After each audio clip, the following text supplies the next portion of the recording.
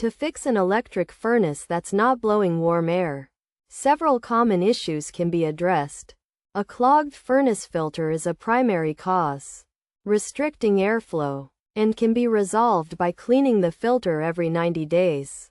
Additionally, a poorly installed or incompatible thermostat can be the culprit, often resulting from a missed step in the manual or connection with an incompatible heating system, which may require professional assistance to rectify.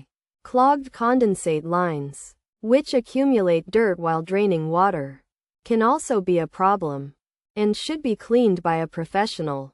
A malfunctioning gas valve, caused by dirt and debris leading to clogging, can be solved by regular cleaning or replacement if it's old, or by contacting a professional for maintenance. Furthermore, a fan setting that's always on can restrict the furnace from breaking the circuit when optimum temperatures are reached, leading to malfunctions, and can be solved by setting it to auto. By addressing these potential issues, an electric furnace that's not blowing air can be fixed, restoring warmth to the home.